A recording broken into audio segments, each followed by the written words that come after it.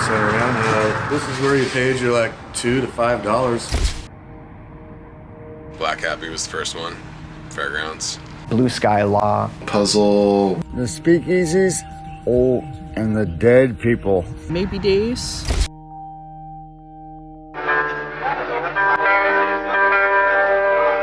Still have seen some of the best shows I've ever seen in my life here. But usually the stage was set up front. You'd come back here and it would just be cigarette smoke, there'd be gear everywhere. It's a really important place for our music community because, I mean, obviously because we all played here. We had 200 people in here, 200 some people, and 200 some people outside wanting to get in. And that was all from one day of advertising. It would be amazing to play a show at the Hoedown. Not to headline the Hoedown, not to do it, just if you could play a show at the Hoedown. That was as far as my musical dreams went when they first started. This is our home away from home.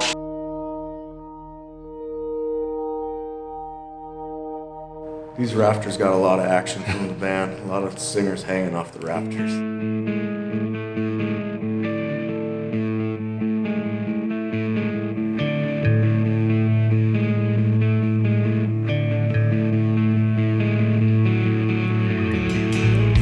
I think live shows are very important because, I mean, it's music. Music makes the world go around. Just being able to go out and hang out with other people who love music and who love live music. Take the music out of television. Who's gonna watch? A world without music that's such a foreign concept to me. Wonder Bad. Rising Enemy. Strigoi. Well, Motley Crue set the style for the lifestyle we were after. Playing out of town shows and eating gas station food. And somebody knowing my band but not being my friend. Bone Prison. Dilly Squad. Crush, the band Crush. Night Argent. I couldn't imagine waking up and there not being a song in my head. Like, if you missed the wrong show, it would crush you. You can remember like sitting in a car when you first heard the song or something like that, yeah. Pam Martin and Von Jensen. Third Park Avenue. JFKFC. Rice Band. When you write a song, you're capturing like a moment in time and preserving it forever. If you can't sell out the venue in your hometown, no one's ever gonna sign you to a record deal. If I can make enough to just do this, that's my definition of making it. Just to live off of music, to not have to rely on another job. Getting it big was getting out of your town and fucking having a packed house to play to. Phased. Zon. Tri-Cities has just had a shit ton of very inspired and inspiring musicians.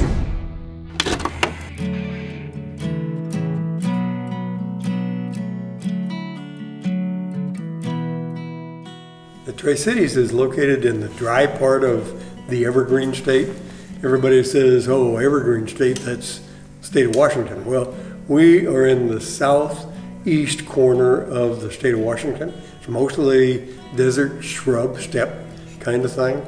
Thanks for listening in. Faith Martin here. Now, don't forget to get to the city of Richland all week long. Cool Desert Nights. So many fun events happening this weekend, and the weather is going to be hot. It's 94.9 The Wolf. Don't forget this weekend, Ben Franklin Fair and Rodeo. So many concerts. Of course, you got food vendors. I get the same comments all the time. You're from Washington, you know, oh, it rains a lot kind of a thing. And I came to the conclusion where I just stopped trying to explain where I was at. They were like, oh, Seattle? Yep.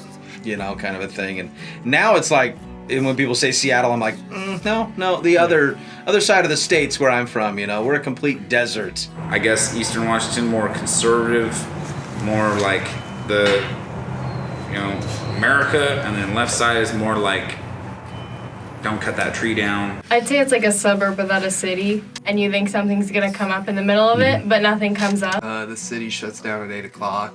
The uptown's about the only thing in Richland to do. Yeah, basically we have drinking facilities and... That's about it. Bowling. Yeah, honestly, there's not really much to do. All the restaurants are closed by 9. Yeah, we have a river, and there's boat races, and that's about what we're known for. In the early 80s, when supply system shut down, 10,000 people got, you know, pink slips, and it was the last one out, turn off the lights. So to be honest, Tri-Cities itself was very isolated. Tri-Cities actually started because it was a railroad town. Pasco was more or less the hub, until 1943 when World War II brought the Manhattan Project into the area. When the Manhattan Project started in 1943, Richland became a secret city. If you look at old maps, we're not on the map. Yeah, that's right. They're hiding this. Yeah. Yep. And so this is a government town. The Tri-Cities was a very conservative community and had always been. Not a big cosmopolitan city where people are used to, kids looking a little funky or dyeing their hair, whatever it is. This is 1986. I had board shorts and Converse, Chuck Taylors on, and I had a little bit of a skater haircut, and that was enough for me to get punched in the face. That's the kind of town Tri-Cities was in 1986. It was a little bit sketchy. If you look different, you're immediately sort of ostracized. But what it was like was scary. Because you walk down the street and you didn't know if someone was going to throw a rock out of their car, as they drove by, and, or a fucking bat. That's the shit that was going on.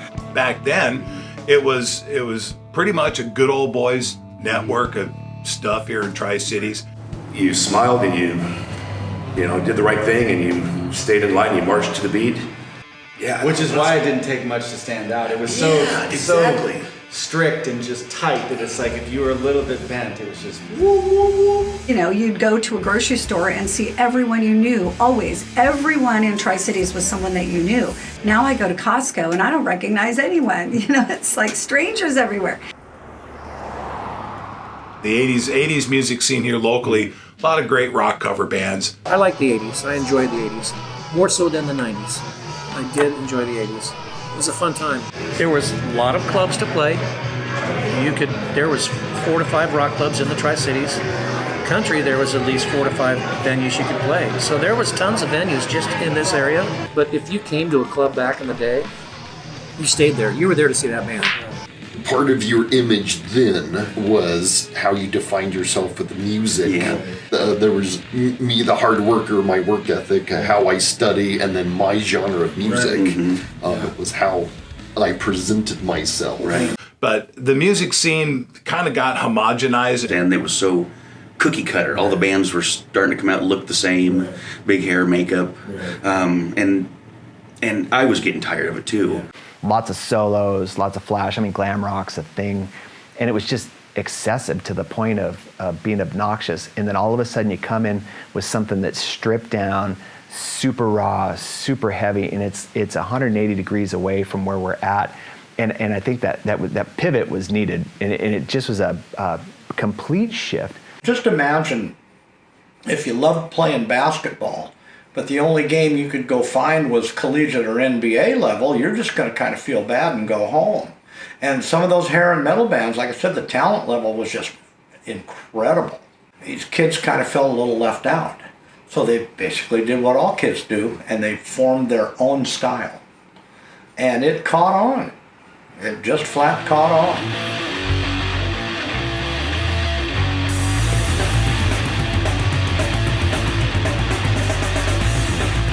We were a skate punk band, and we were influenced by bands like Dead Kennedys and other hardcore bands, say from England like GBH, or even Italy at that time had different bands. All throughout the world there were different bands, punk bands doing things. Our band was the culmination of all of those things coming to a small town, and we were the punk band from our time, from that generation. It's that there was no real scene. Diddley Squat was the first consistent band that played that wasn't playing at like nightclubs, that was a cover band. This was a whole new thing. The bar was set with Diddley Squat. You had to be better than them. I'm not sure that anybody was, but you had to. And I think that's what started it. When I think of like the kings of this area and the scene, it's Diddley Squat. They started the scene. We want this band to be the nexus for everyone who doesn't have a place to go. We want a community to come around this. And so Mike relied on that community when he was on stage. He fed off the crowd. He told the crowd, we need you. That was our goal, was everybody was included. They got into some heck of big fights among themselves. Yeah. Oh yeah. Mike would come home and he'd be black eyes, broken nose, just for at practice time. Mike, oh jeez. For one time, Mike was up on stage doing his dancing thing, and he decided he was gonna jump off the stage, but he didn't tell anybody. He jumped off and landed on the floor. He thought they were all gonna move him along. It blew everyone's minds because they would show up and Mike would like spit fire. Who does that? You know, like that was him. Like I'm gonna do that. I'm gonna figure out how to make it fucked up and weird. He was a leader. He was original. Original and a leader. Each member, a musician in that band, was so good. I mean, Nate went on to be in the fucking Foo Fighters. You know. I lucked out. All those people were big personalities and really interesting people and great musicians. You know, Eric's a top drummer. He's just really like, this was my first drummer that I played with. This is guy that just happens to be very solid and quite talented at playing the drums. Jason Cobb, he played like metal guitar in a punk band with guitar slides for days. He was already fantastic, but he was still just, you know, in the early years of playing and where he was going to go with music. He could have done anything.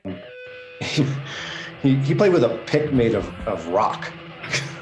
And that's how fast that kid played. It was amazing because he would just wear out the plastic and then wear it down to a little nub. It's like, I need a rock pick.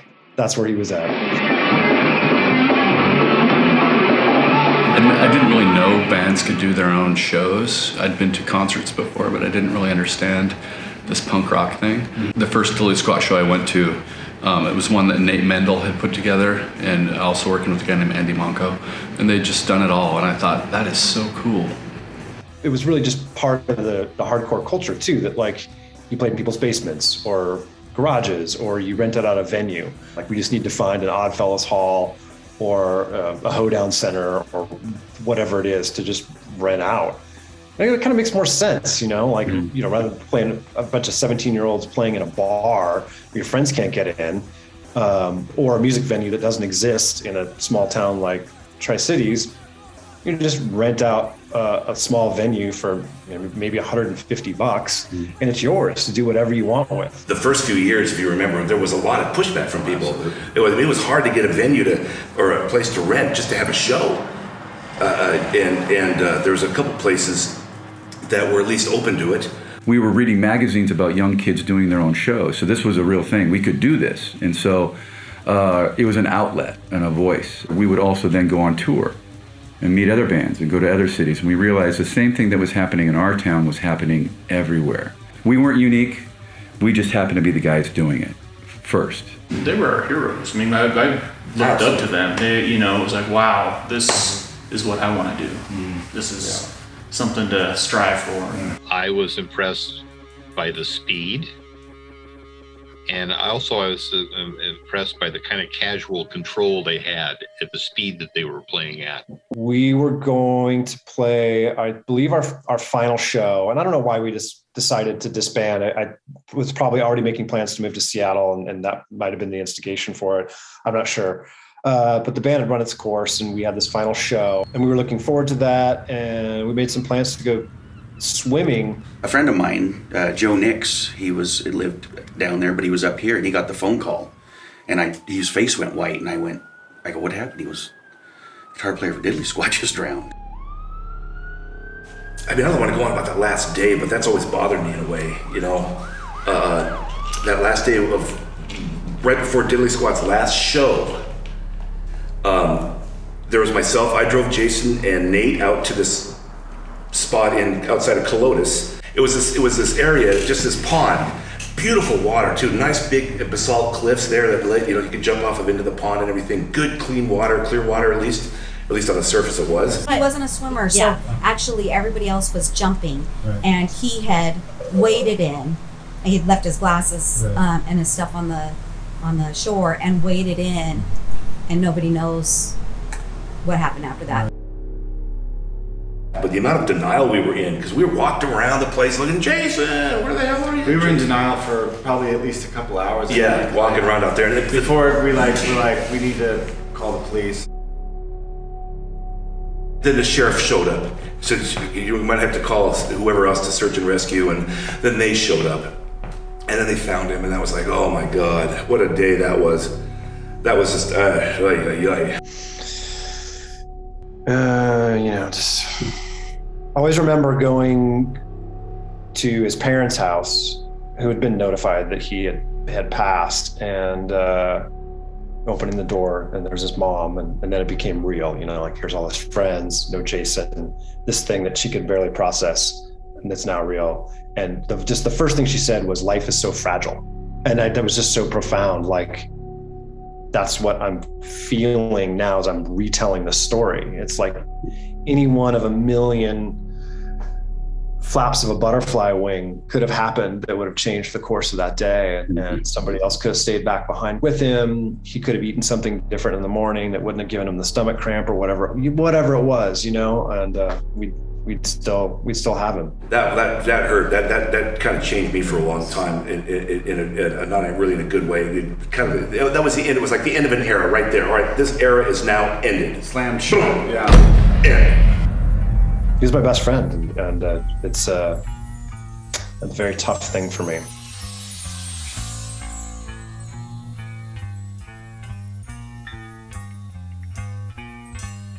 Well, Mike just wanted to grab everything out of life at all times. He was a performer. He was good at it. Really interesting dude. He was legendary status around here, and was a pioneer in the music scene here. And I heard stories, one where he drove his car under a semi-trailer, and it took the top of his car off, and he survived that. He later on got into heavy into the hard drugs. And I think heroin started, honestly, just tell the truth here, heroin started to show up, and he got head over heels into that. And that just kind of fueled the rest of the demise. It's like, well, now your path is set. We're okay. It's okay. It's okay. I don't think he realized the impact that he had on all of these people.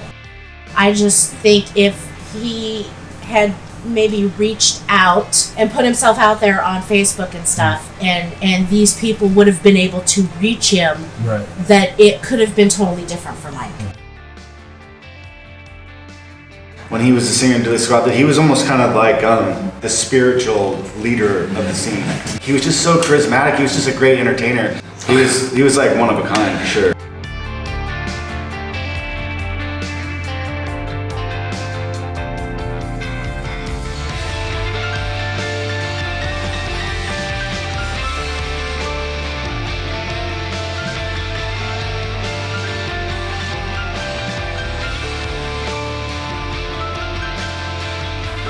They were here for only 3 years, and yet they managed to make an influence that caused a lot of bands to be here, make demos, do shows, go on tour. That's when this music scene started to change, because a lot of bands wanted to be like Diddley Squad, but they weren't sure how to start. There's some amazing talent that I think comes out of extremes. Yeah, well, if you watch that Hype documentary about all the Seattle bands, they're like, man, these guys had nothing to do but stay indoors and, just rock and work on their craft. But Tri-Cities is much more that. There is nothing going on and there's no future. We had Hanford here, which just kept government money pouring in. As a junior high and high school student, I don't know how much I cared about that. I wanted to play rock music. Everyone was bored. Everyone was always bored. Everyone wanted to go to the party, do whatever. But there really wasn't much going on besides a kegger. There was a definite need for more activities. Did you guys ever go to the Delta? Yeah. Oh, yes. The Delta? Yeah. Yeah, that was a special, weird place. Just follow the trail of Robitussin boxes or whatever. And you could cut in to through the branches, and all of a sudden you're in this opening, 20 feet tall opening. There's a bonfire, there's a keg, there's pretty girls, hopefully there's cute girls, and you're having a good time. It was so big and vast that you could go out there and there would just be so many different groups of people hanging out at different spots, and so you might go to 3 different gatherings that night out in one place. It was kind of like an after party after a lot of the shows, so it was always a good time out there.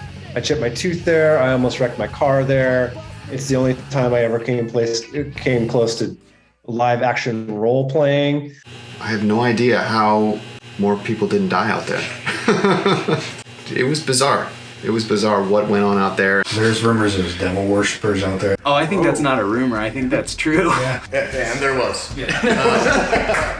We walked up to these people and they were all dressed in black. You know, they had this weird shit hanging from trees and they were like, "Would you like to join Rachel's birthday party or something creepy?" And I was like, "What the fuck?" I'd eaten acid, so I was fucking high as a kite. I met more people out there, made more friends out there. That place solidified some of my friendships. That was an important place. Hastings, hanging outside of Hastings. Oh, Hastings. I remember, like, if I got off work and it was late and I didn't have plans, I just went to Hastings and would eventually run into somebody at Hastings. Find people to go hang out with. Yeah, and I'd be like, "What are you guys doing?" "Oh, we're on our way to Denny's or Sherry's." I think that's why the shows were so well attended back then, is because we didn't have other options. That was just where we congregated, because that was one of the only things to do. You could go to the mall or you could go bowling, right? I tell my kids this all the time. Like, the whole reason we did the stuff we did was because we were bored out of our mind. You could be a skater, you could go to parties, or you could play music. Or play sports. Like, those were your options here. That was what you did. Which I think bred the 90s angsty rock scene. You know, where there's nothing to do, the kids, you know, just hanging out at the park, kicking rocks and pissed at their parents for leaving them home all day, you know. But eventually you start hearing whispers in the hallways of like, "Oh, you going to the show? You going to the show?" And I had no idea what that term meant. I guess it was on the radar a lot, you know, just like it wasn't a big deal that, you know, the guy in your math class was in a band, you know, so it was like, seemed attainable, you know, and not a big leap to get a bunch of friends together and make some noise. Because I jumped in and played in guitar in a band when I was 16 called Schedule.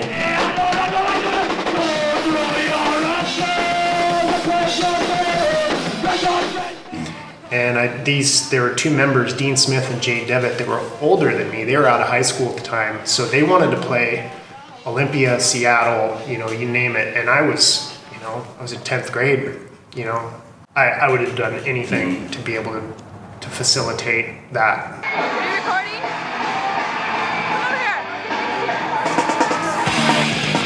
I think it probably frees you when you think that no one's listening. There was something weird about the 90s, I have to say. It kind of fell together.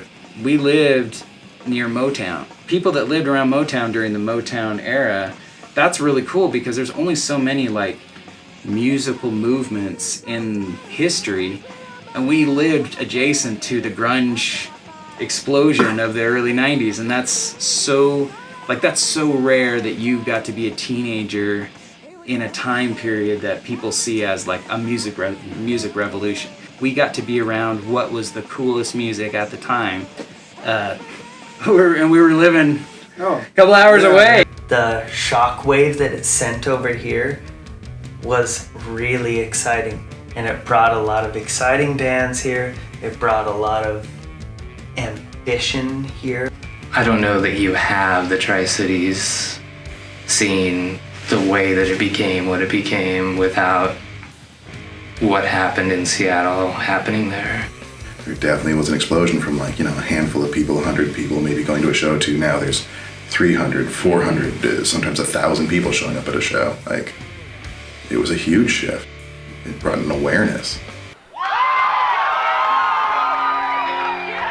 The bands that came out of Seattle, I think, were a little more, you know, telling a story, and whereas we were telling a story, but we wanted you to hear it really loud.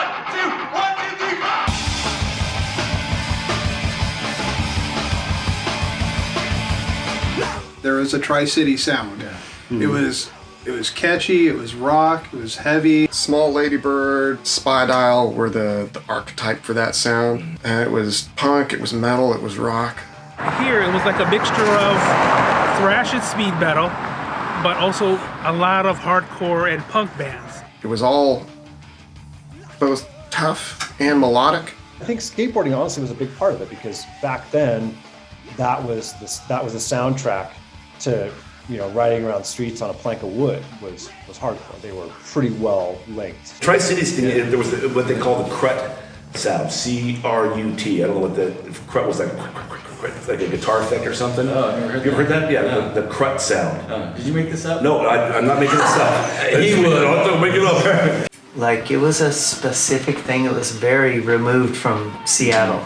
I don't know why Tri-Cities was so influenced by this Washington, D.C. thing. I don't know.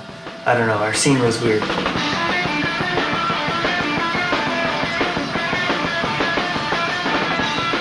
There were other bands that kind of had their own following, like One Eye Open or Maybe Days, or things that were slightly different from what was going on that people followed just as well. Like, what are you doing? What are you doing? What's going on with Crown? Crown was chaos.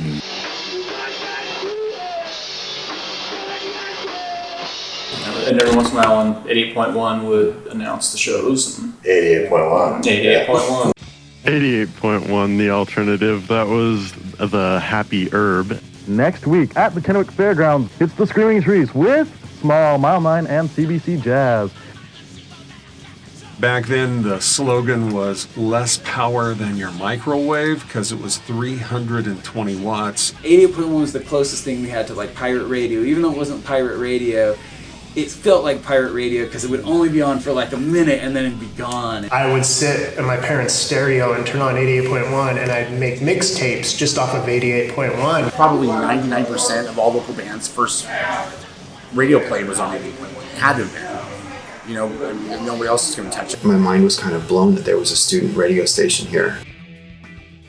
Well, it was like an indie record store that you could play on the air that people would listen to. That station, I mean, they would play stuff, obviously, that stations wouldn't play. Right. You know? If you were a local band and you recorded your demo, you could get that played on 88.1 just by like, oh, I got a friend, like my friend Tony, I'll just give him the tape. There was no sort of system of checks and balances, like Karsten's wasn't saying, what's your playlist? Let's review each song. There wasn't that. 88.1, it brought a lot of people from the music scene together. Your goal was to make a demo tape and hopefully Get it on play your 88.1, song. yeah. I remember the first time actually being at work and all of a sudden hearing, my band's on the radio. Yeah. That is so cool. When I think of 88.1, I think of One Eye Open, and I think of Stupid Girls. I remember hearing like Stupid Girls on 88.1, and to me that was like a hit that was on the radio. Maybe we could play a show at the Hoedown, like maybe 88.1 will play our song, you know? But I knew that some of these dudes went to my high school. If I could be just a dude at high school, but I also have like a hit on the radio, you know, it's a huge motivator.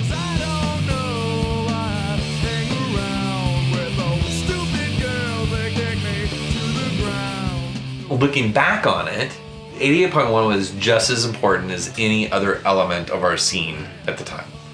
Just as important, because it was part of it. I went to so many shows every weekend. That's kind of what you did. We had so much fun, you know, like that was our church. I don't know, like we all found solace in each other and a common ground with music. Small was definitely, they were the cornerstone of this whole thing.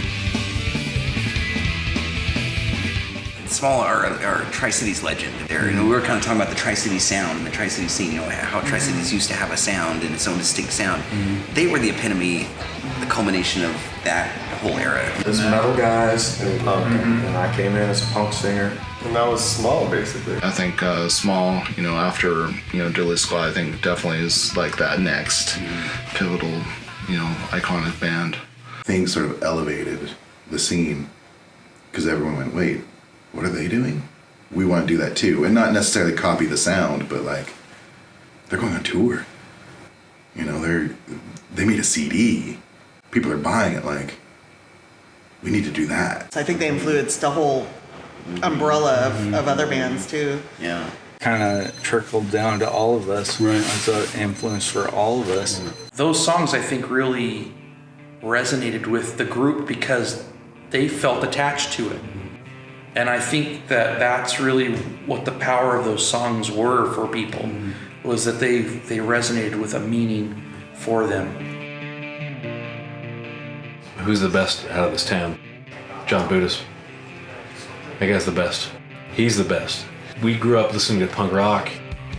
Fast, aggressive, loud, hit it hard, do everything that you can. And that guy came around and talked about his friends.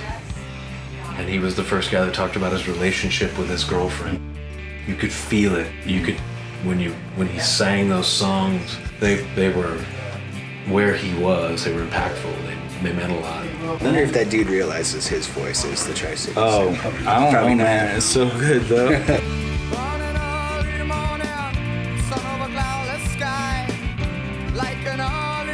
They always had just a vibe about them. They'd usually always end their set with Legalize It, and so you just always left with such a great feeling about them. The energy those guys put off at their shows was another big reason why I wanted to start playing music. I think without Small, I think, the scene may have died a little bit. People were looking to see what the next thing out of this area was, and if you were close enough, even a few hundred miles away, you could still call it the Seattle sound. I think that's how Small got some of the attention they did. Not that they weren't deserving or great, but I don't know of another band who could get on MTV with a PSA like otherwise unheard of. Hey, we're Small. We're just a band from Eastern Washington.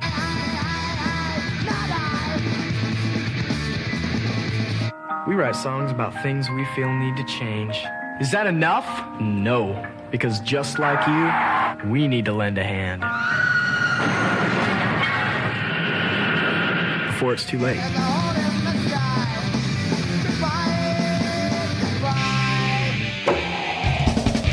When it finally came out, it was like we saw it actually on MTV. Seeing it on MTV was unbelievable. It's crazy. It was. It was trippy to film it, and it was even more trippy sitting in John's fucking basement and all of a sudden seeing you on yourself on MTV. Holy shit. Well, I mean, Guy Fussman was he spearheaded that, and he found that opportunity for us, and when we went into it, we had no idea what we were getting into, but it was, they were doing makeup, and there was huge production, and it was pretty incredible. Something exciting was happening. It was happening. And those guys were the guys that were going to do it. I had people approaching me oh, you're Small's manager? This band is great. Here's my card. I really felt like at my core, Small was going to make it. The talent was there. No, the talent was there for sure. They lit that crowd on fire, and that's what it was all about. They were the up and coming band.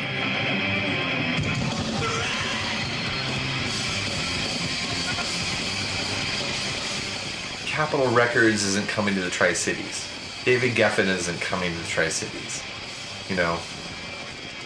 So we had to go to Seattle. Small had never actually played in Seattle up until that point. Kids started flocking into the room, and then they played, and the kids went nuts. They went nuts. Not only did they go nuts, they sang along to the songs.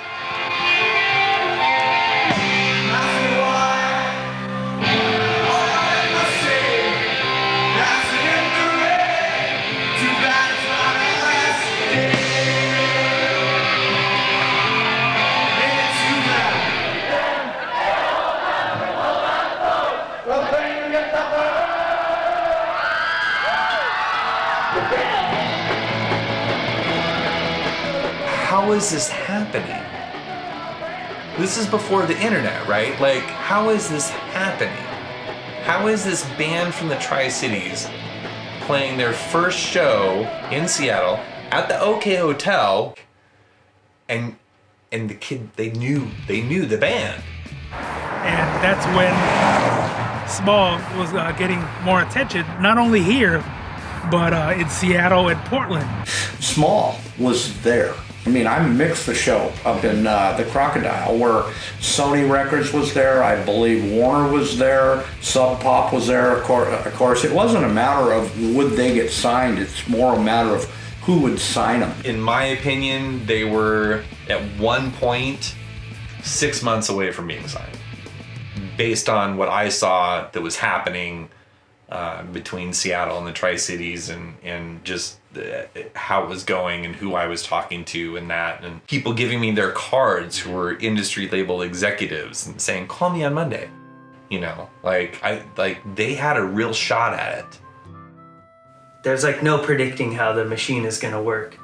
But I mean, there was a time when I thought, when I was 14 years old, I was like, there's no reason why Small shouldn't be as big as Nirvana and be on MTV and all that shit. I was just like, Jesus Christ, these guys are like the Beatles are gonna take over the world. When we filmed that PSA, we refused to do certain things. One of which was for me to say, hi, I'm John Boetes, and we're Small. We're just a band from Seattle. Okay, that's what I was supposed to say. And we were like, no. I'm not gonna say John Boetes. We're gonna say, hi, we're Small, and we're not from Seattle. So we're gonna say, we're from Eastern Washington. That's a good example of mistakes we made where we were just like, no. Don't you think Small should have made it? They had the most unique sound, you know? I mean, they did really well for where we were from, and, you know, and got a lot of notoriety, and people still remember them. Out of any band that ever came out of the Tri-Cities, that was the band that should have made it. Why didn't we make it? Yeah. Because we're stupid. We were cocky, young, dumb artists. Had principles, right?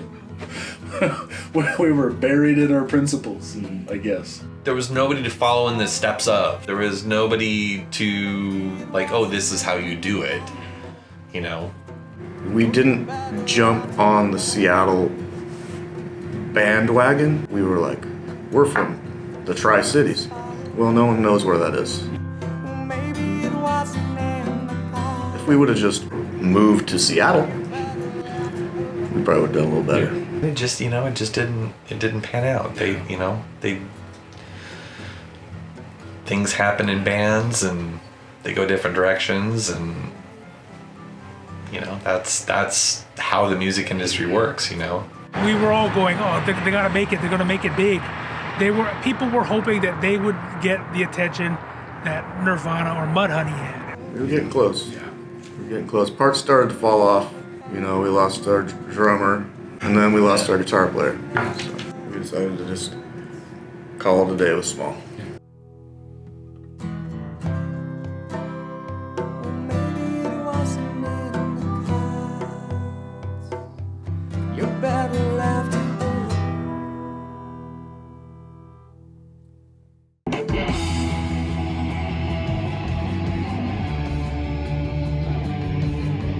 Small was on the verge of a major label deal. They were playing shows, 3, 4, 5 shows a week, Portland, Seattle, and they lost Craig. I quit the band, and then they changed their name to Ladybird, and I moved to Seattle. I got a phone call from John, and he said, hey man, this is what happened. We need you to hop aboard here. We're booked out 3-4 months of shows. You gotta hop on and you jump in the fire, basically.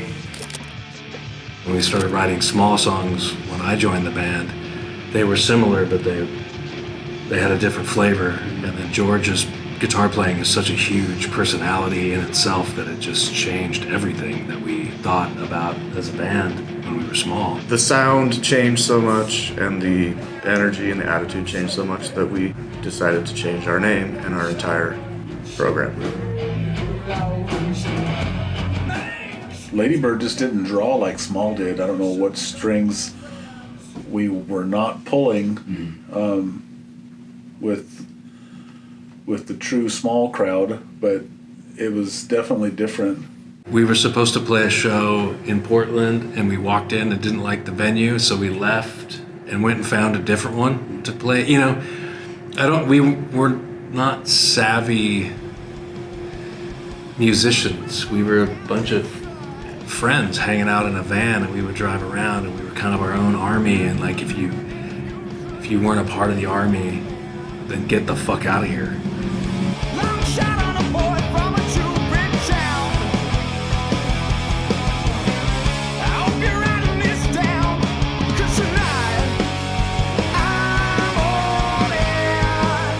We made dates at Lang Studios, and it just so happened it was Nirvana's time.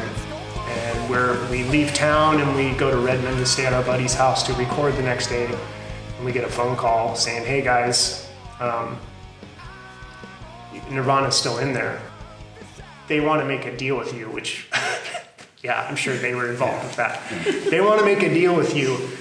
If you guys are cool with them, taking the next couple days and for wrapping up what they're gonna do, they'll give you a couple shows with them." And we're like, "No, fuck them, fuck that.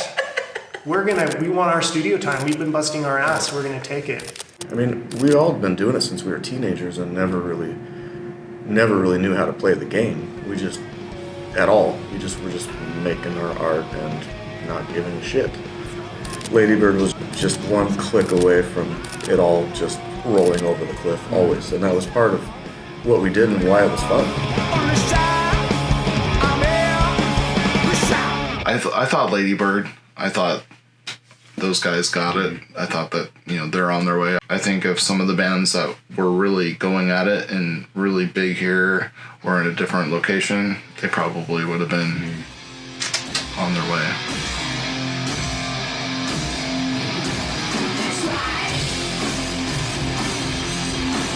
Loudermilk was hard to play after because they were so rad and talented.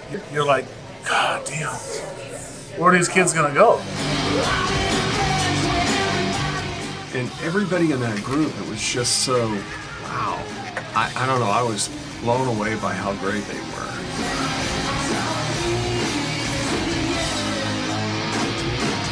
You had Diddley Squat, then you had Narrow View, then you had Small, then all of a sudden Loudermilk's coming up behind us, and it was super cool to see. The first time, like, people just criticizing you and going like, maybe like we feel good in the room, but we are not good. People don't want to hear this. And they blew the doors off the place. It was unbelievable. They're probably my favorite band to come out of the Tri-Cities ever. Yeah, I remember seeing, like, right when Loudermilk first started, being at Skate West and just being like, oh man, like, I'm part of this scene. This is it. And I remember playing and like these kids were like in front of the stage, like going like, "You suck, blah, blah, blah." And I was like, Jesus Christ, this is gonna be harder than I thought. There was resistance from the beginning. Because people held on to those like punk roots and they were like, I don't know, it's a little too melodic, it's a little too emo for me. And I'm like, it's fucking cool, what are you talking about? Like, it's great. Yeah. It's so great. Yeah.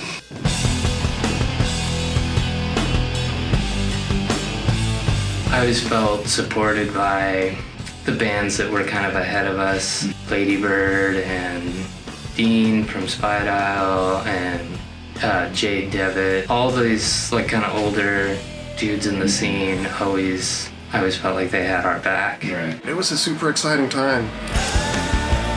I was convinced they were going to be the biggest thing ever.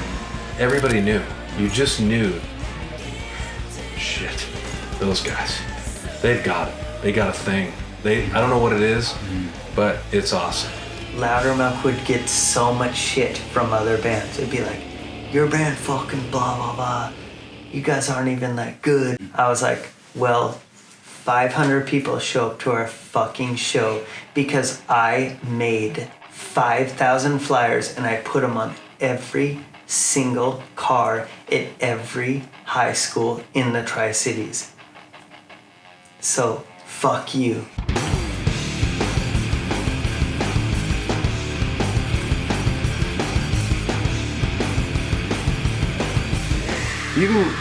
Even our flyers had a distinct style. No alcohol, no drugs, no dildo that starts fight. Foreskin Productions, I remember this, yes. The flyers were fucking badass. Like, man, they were your souvenir. They were your guide. They were like, you just fucking lived for it. Ransom notes. Yeah, we had your band. It was a separate entity in its own, was the flyer making process, the artwork. A lot of these things were, cutouts of images and text out of the newspaper or magazine that are put together to create some pretty cool looking artwork. Oh yeah, put the price over here. Oh yeah. It's always been $5. Ever since 1982 or whatever time, it's like some great cosmic power. The price of shows shall be $5. Okay, $5 it is. I mean, it was kind of a thing, right? It was the 90s, and so like the clip out art and making collages and then having your parents make copies for you out at Hanford when they were at work during the day, you know, like. And then run around town with a staple gun, put them up on light poles. I mean, it was fun. It was the only way that we had to get the word out. Tri-City's just fucking funny, man, because it's like you go out flyering and it's just such a small town and fucking police roll up on you, you can't skate anywhere. You can't put that on the pole. Like, why the fuck do you care? I would put a bunch of flyers on cars for like an hour, and then a high school security cop would come up and be like, take them all off. And I would like have to like pretend to take them all off. Like flyers were huge over everything. We would find out where parties were at, and you could hit multiple parties and hand out these playbills. We're playing in 2 weeks, we're playing next week. And people would collect them. There's like I've seen people's basements where it's just walls of like local band memorabilia. And it's just cool. That was the marketing department for a live show. The end.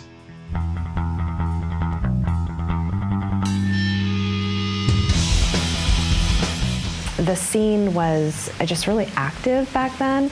So someone would be performing at the fairgrounds, there would be shows at the Hoedown, and I remember that we would go to one, possibly go to the other, and there's just a lot of music. It was a really great time to grow up here. FW or Oddfellows Hall. Yeah, Richland Community Center. Community Center. People's houses. Wherever it was the places to play, they played, which was the VFW or here, or at the fairgrounds. That's where we saw Fugazi, Super Suckers, Green Day. And back then, I did not like Green Day. I knew who they were, and I was like, these guys are not going to do anything. And then what happens 9 months later? Dookie. And it was like, fuck. Atomic City Records, and man, Atomic City Records, that was just amazing. It was a really cool venue. Yeah, it was really cool, and like the thing about it was like the first time that people in the Tri-Cities cared about music that usually wouldn't. Like it was actually cool to go to shows, even if you weren't like a scene kid or a rocker. Like it was just like everybody was there, and they broke the fire code a lot in that building. We were totally exposed on a legal level. Like hiring security? No, we didn't need security. Like if someone got out of hand, the kids at the show took care of it. I was like, oh, you're being a dick? Yeah. You're out. Yeah. You had to keep it in the back of your mind that what if something did happen? So I always had a few good friends that were the bigger guys, usually a Tampos brother. Right. One of those guys by my side that I knew would be there. But I think like in the 90s, like Sean Hayter from Red Earth and Guy Fussman, they put on a lot of amazing shows, like Screaming Trees and Fugazi, Mudhoney, and I think it became known as a place where like you're gonna play here and there's gonna be like maybe 500 or 800 kids. The city slowly started passing this law that if your event had more than so many attendees, you had to hire security. And once those ordinances passed, it was really, really hard to do shows for a little while. That was 96, mid-90s when they passed those ordinances. That killed the scene really fast. When Loudermilk got signed, I just thought like that we were gonna be like the Smashing Pumpkins or something like that. Like I was like, we're the first band from the Tri-Cities. You're giving us a major label deal. This is amazing. Red carpet, we're just like living it. Like we're like, oh, we have to make it. Like this is. I mean, it was the same footsteps as Nirvana. So you're like, we're staying at the Oakwoods. We're recording at Sound City. They did the same shit. All the local people that were like learning how to play guitar and like making bands, that was kind of like who they looked up to, was Loudermilk, because they had a music video, that great music video. I think they were on tour with Motley Crue or something. I remember being at a show right after we got signed, and Seaweed was playing. We were like, hey, we just signed to Rick Rubin's label. It's gonna be amazing, right? And they were like, no, don't fucking do it. We were in a world that we had no idea what to do with. And we were just following the tour guides. The tour guide says go down that corridor and put the money in the slot in the end, push the button. Okay, I'll do that. Have no idea what's behind that door. Queens of the Stone Age were recording Rated R right next to us while we were recording like our American DreamWorks album, the Red Record. I got a lot of really good advice from Josh Homme when we were making the Red Record. He tried to tell me these things of like game plans of like, you want the label to not be aware of what you're doing, you just quietly go off and make them forget about you, go make your record, and you get your whole plan together. We're gonna drop it like this, here's where we're gonna tour, here's how we're gonna do it. All that stuff was like, I don't know how to implement anything you just said, but it sounds great, you know. Ladybird and Small gave us a bunch of tools to handle some sort of success. But then when we were like signed to a major label and all that stuff, it got a little bit more complicated. We kind of handed over control at that point. We got to hand this over to the professionals. We got way ahead of ourselves, and we didn't have anyone sort of reporting back to us. We were going to make the artistic expression we wanted to make. I think the Red Record was a great statement against what was happening in the rap rock, nu metal era.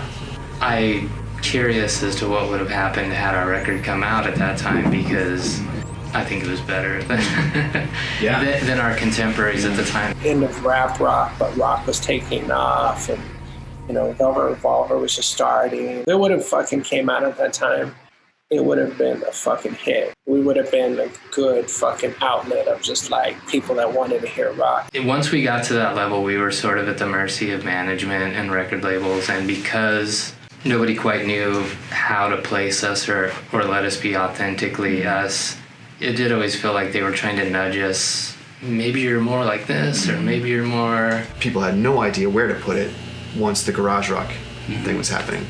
And because I think we'd been told by so many people for so long at that point, don't worry about the money, we didn't. And so by the time that record was done, so much money had been spent that the record label was like, we are not putting this out. We are not spending another dime on this. They shelved the record, they shelved the band, and then American collapsed. The industry was crumbling at that point. We came in right as record deals started to get smaller, right as publishing deals started to get smaller, right at the era of Napster. Then DreamWorks bought the record, and by the time they were ready to release it, the Strokes had already happened. And now the Strokes, the Hives, White Stripes, that was happening. So I think wrong place, wrong time. Luck needs to be a part of it, the right timing. This thing happened when that thing happened, and we just never quite had that right combination of lucky events that triggered it going to another level. We got promised this thing. All these people with money and careers, long careers, are saying this is the way it's going to be. This is a surefire thing. I don't think we knew what to do with that, and I don't think we had the business sense to play that game and also steer ourselves through that corridor. So no, it didn't turn out the way we thought it would at all. That blue lucky girl, she used to be mine. Success is a business deal. People make the decision to basically put X amount of money to make sure that your face is in front of everybody's face, or your song is at on the gas station, or being played, or in regular rotation on the radio, or whatever. It's all it just seems like a payoff to me. There were a lot of bands that wanted to get signed that didn't get signed, and their musical aspirations were crushed because of the environment of a feeding frenzy that was going on with the major labels. When Nirvana broke big, it was huge for us here because it kind of added some validity to what we were doing. And Nirvana kind of blew the doors open for everyone. You know, now you got A&R guys running around town signing up every fucking buddy. This is the natural progression of what's going to happen in my life. And then when it didn't, and I was devastated, left me bitter. And it also left me thinking that I had over expectations. When you want the same thing and your life is not going the same, it's, you know, it's hard not to feel like you're not achieving the thing that you want to achieve, and you see your friend doing that. You know, if I'm just as good as you are, right, and we grew up together, and your band got signed and mine didn't, or you're able to make a living and I'm still not, I'm still struggling at it, there is a legitimate gripe there. I just wanna be cool. I just wanna be alright. I wanna stand with I feel like we were the phase after Loudermilk. Every show was packed. We created our own scene that was very different from that scene. Like, it was all a different fan base. People came out to have a good time. If you go to an Eclectic Approach concert, you're going to a party. We started at house parties. That was our first record release show, was at a house party with like 200 people, and we'd throw these massive parties. And then so the time we played the first show at Ray's Golden Lion, I went in with our CD. I said, hey, this is our CD. We want to do our first show here. Give us a Saturday night and we will pack it out. And so we did our first show and it was packed. And I remember seeing John Boetes in the crowd at one of our shows, and it was super packed, and he was like, great show. You know, I just remember thinking like, this is awesome. You know, like here's some of the guys that I grew up listening to, and then now they're coming out to our show and having a good time. We would do, you know, battle of band type competitions. We did a competition at South by Southwest, and we got first place, which was great. We kept winning all of these contests, which led to us getting flown to New York and meeting the head of Sony and the head booker of Jimmy Kimmel. We got a random call and it was one of the executives. He said, hey, you're going to be on Jimmy Kimmel. And everybody went crazy. And so and then we ended up getting flown down to LA and getting put on TV. It was pretty incredible. Hella long, I got a 50-foot kitchen, cause making hella pancakes is my only mission. I feel like our sound that made it original or unique. At the time there was a lot of rock grunge kind of thing going on, and this transition into hip hop was happening. I think hip hop was always here, especially I don't want to say more so in Pasco, but especially in Pasco. So there was a small hip hop scene like in the late 80s. There was a guy named Richie Rapp and who did stuff. He actually went to Pasco High and he did stuff with a guy named DJ Ricochet, Rick Carrasco, who you might have talked to, you know, hopefully. I think it was probably 1980s when I first started doing mixtapes for my breakdance crew. And then that turned into something that they wanted me to do at the school dances. It was really just a bunch of groups. It was more like, if you see how unorganized the social media groups can be on platforms, imagine that in real life. I mean, rap really started picking up in the 90s, but I think it was around like 96, 97, we started getting some kind of music scene around here, some kind of rap flowing in through. I remember Porky was doing stuff on the east side of Pasco. He pretty much got everybody started up around here. Worldwide, east side, down for the homicide. Do or die, that's how you live on the east side. It was just fun just being around him, just because he was always so much into everything that was going on in Tri-Cities. He was a power figure, I would say. There was an event called Porkapalooza. So Porky put on this event. I don't remember how many bands. It was at the Toyota Center. It was all original music, all local, massive people, huge venue and performance, and it was awesome. He actually did make quite a bit of money off doing his shows and promotions and stuff like that, but he was never in it just for that reason. He loved music. I think that's what led to Porkapalooza, him getting all of that together, and he put on a whole show that wasn't even about him or his type of music. He wanted to bring people together. Pork was that guy that could kind of break down barriers between people. Like, even like, you know, old school Pasco, there's some racist people, and he was like the dude like, well, we don't like those brothers, but Porky's okay. You know what I mean? And he was really good about that, and we would, you know, joke about it, you know, dealing with people like that and how, you know, some of us didn't have the temperament to deal with like that, and I still don't, but, you know, he was always, he could be patient with people and learn how to break down those barriers and get people to do things they wouldn't normally do in situations like that. And that's why when you mention his name, no matter what kind of show you're at, you see the the love and respect that he gets, because he touched everyone. He didn't touch just the rap scene or hip hop scene, he touched all scenes. And he would find artists, in the area and bring them to the studio, and we would record and work, and it was a really relaxed environment where we could just, learn about developing our craft as MCs or producers or whatever it was, and a big part of that scene early on in Pasco hip hop. And you can't tell that story without Porky. He unfortunately passed away in 2010.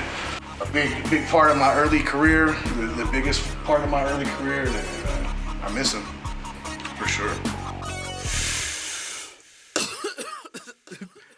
Take a hit of that shit. I didn't come around into the scene fruition-wise until like 2000, when like the new metal bands were coming out, and like there was more like metal bands like Duke and Tendai, Last Nerve, Chisel Point. It started taking a swift turn towards the extreme point of extreme music being... Extreme music had its very popular time around here.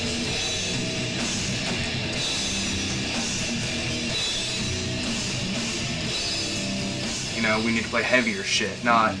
We were playing like straight metal, but now it's like, oh, now I want to play fucking death metal. I was seeing them at their house show at Shane's house. Yeah, the first night. It was 2004, I think. It was 2004, first night, 2004. So we were a year away, or 10 months, and we played our first show. Yeah. So that, what changed my perspective. That was a wild time. Yeah. Cops shut us down. We were actually we were officially an event for first night, too. I saw some guy get his head thrown into a pole. They were pulling the fire pit. They were pulling sticks out of the fire pit and fighting with them. Remember all the cops that showed up? That was fun. Music scene, wasn't until late 2010 or so, where the punk and the metal scene started to actually merge and start to do shows with each other and kind of branch out, and that's kind of where there was a turning point. But then once the venues went, it's that went, and all the bands kind of dispersed in that aspect, I guess. Ray's Golden Lion. That was probably eventually the iconic Tri-City venue. That was a Tri-City venue, yeah, to get into, if you could get into Ray's. It was disgusting. Dirty as crap. You couldn't pay me to eat the food. The bathrooms, you can tell, have probably never been cleaned ever. Grungy little dive bar that everybody loved. We all fucking went there and hung out. Back in the day, you were gonna see a fight. You're gonna see somebody fucking drinking vodka out of a water bottle. You're gonna see cops coming by. Cops coming by every fucking second. It was a great shit. Yeah. Ray's was a staple here. Ray's was the greatest thing that ever happened to this town as far as music was concerned.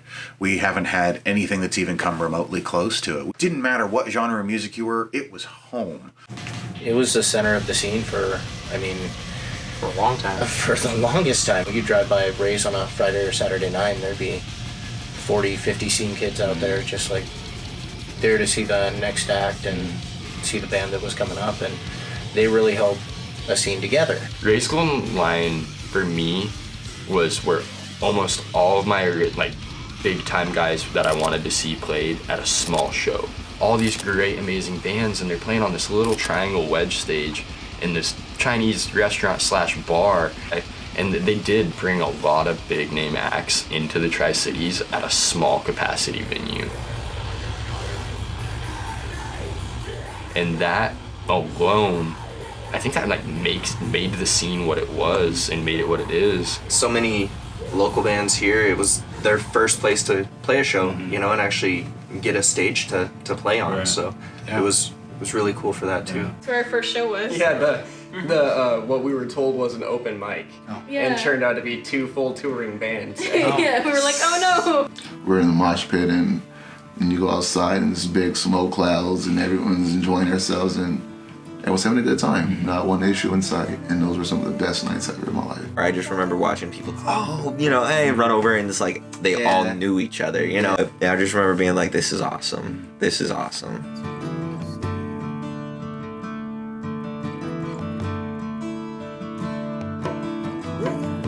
But they were supportive of everything. It didn't matter if it was techno and trance. It didn't matter if it was rap, hip hop, rock, metal, country, blues, jazz. They loved music. They would bring in a named band that was kind of touring, and then they'd let these local, acts get out there. And that, I think, helped because kids in the community found their love for these bands and would follow them around. Local bands would draw 250 people. Easy. Without anyone big. And then they would bring in bands like Schoolyard Heroes or like Power Man 5000, and the place would be absolutely chaos. I remember we played a show December 23rd and one December 28th.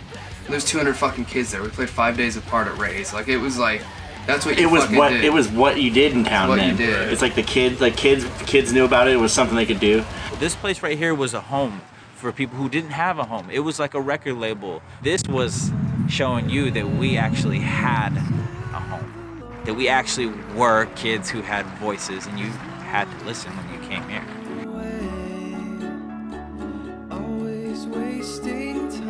Losing Ray was just as bad as losing Ray's Golden Lion, because the way Ray treated people, he opened his doors to everybody. People wouldn't think that we would have been having the show we were having and doing what we were doing inside of Ray's Golden Lion, a show, a venue owned by an older Asian man. People probably wouldn't have thought that he would have opened his doors and done business with the people he did business with, but he was a businessman, and he realized that there was business in music. It was a nice period for the scene, and that's what I think is what's missing is a solid club that has the shows, dedicated to the shows. So I think the Tri-Cities is losing all those kind of things, and it's really because the generations that cared about those kind of things is really phasing out. Like, is the all-age scene dead here? I don't know. There might be one that I don't even know about.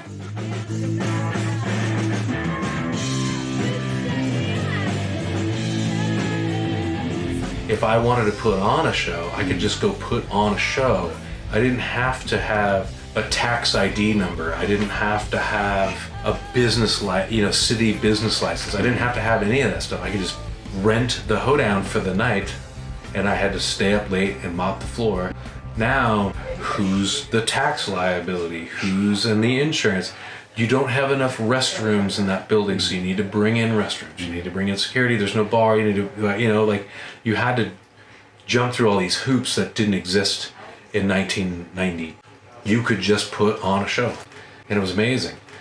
The problem with the Tri-Cities is the venues didn't stay, and they've disappeared. Now, there are some places now, the Emerald of Siam and different places like that. There aren't venues here like Olympia or Spokane or other places, even smaller, which is too bad. There's some good venues, but there's not enough of them. Yeah, there's a lot of venues that only,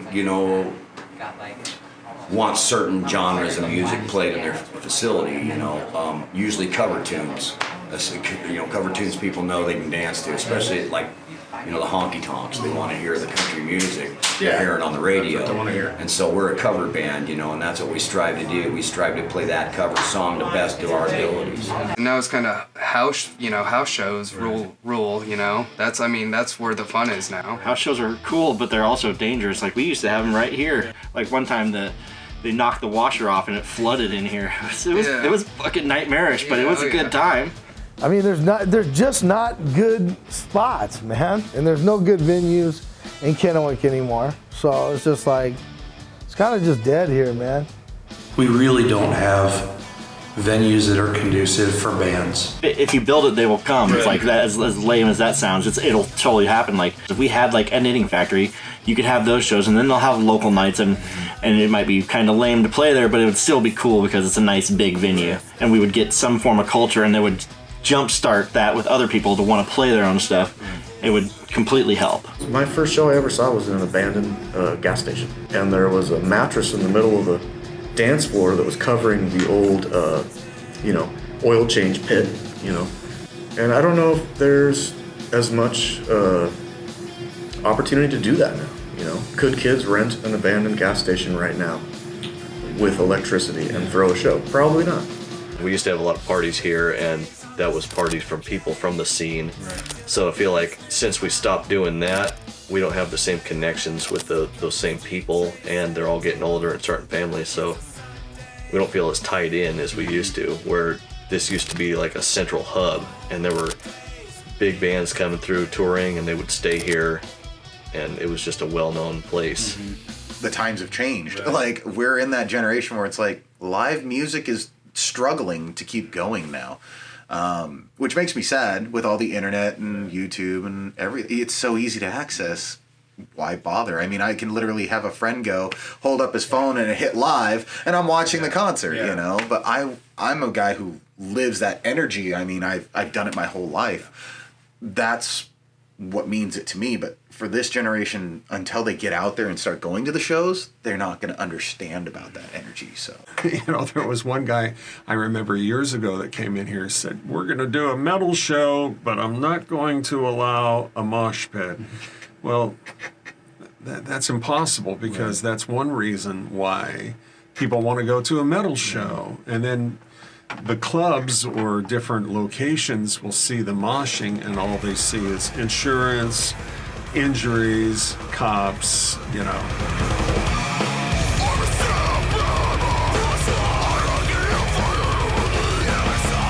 Our band Zon got signed to Black House Records a couple years ago, and a guy named Scott runs it out to Coeur d'Alene, and so he's helping us out more so than we would know how to do ourselves. Mm-hmm. Not to say we couldn't figure it out and be more aggressive with promoting and getting stuff out there, but he has a bigger network than we've built. You sign away those rights to get to the next step and more promotion, and it does help. Like, we instantly started getting added to tours and bigger shows, festivals, and it was a wild ride. When I signed my first record deal, the president of the record label, I was so excited. He sort of said, "Easy there, big boy." He said, "That was the easy part." Yeah. And I remember thinking when he said that was the easy part, like, are you kidding me?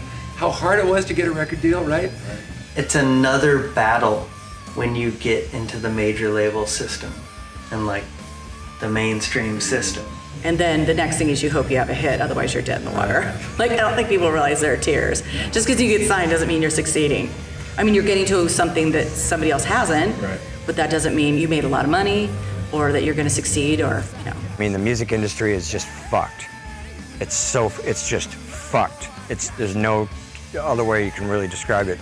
It's just a twisted, dark, evil fucking place. What they do is they just screw artists. But these days, most of your record deals are 360 deals. So they want now not just to own your records, they want to have a piece of every penny you make. They want to take a chunk of it. They wanted to change our sound, and they wanted to change like the name, and it was one of those things. It's like, okay, do we want to do this if we're gonna have someone telling us who we have to be? And that's terrifying. Like, oh, all of my hard work is in the hands of somebody who I just don't even think is that smart. They're making decisions about how we build an audience, what they want us to do, what that looks like, what I look like. And at any minute, they could just cut the cord or decide, nope, I'm not into it, and walk away. When you're put in a position where someone else tells you you can't even post a song that you've written or share it because they own your image, I mean, that, at the end of the day, I mean, that can be life-ruining.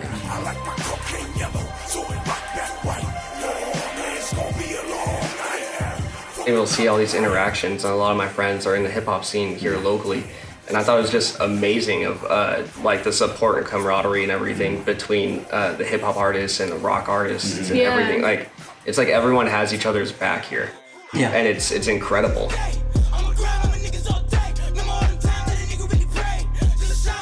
Yeah, for the most part, it's pretty supportive. I feel like, I don't know. I feel like, and we try to like get people shows on shows and stuff. Like, I feel like for the most part, it's pretty supportive. I feel like we could be a little more supportive. But it's like, you know, we're all here trying to make music. You know, you make your music, we'll make our music, and then we all make good music. You know? From what I've seen, I think the local hip hop community is just rapidly growing around here. We let that shit bang. I send them home in the case I'm going super sad. That space, like putting your song out on Bandcamp or whatever, is completely saturated with music. It could become a viral hit overnight, but there's no sort of editor-in-chief that's going to pluck you out of obscurity and put you on a platform and make sure that people listen to it in the way they're used to be.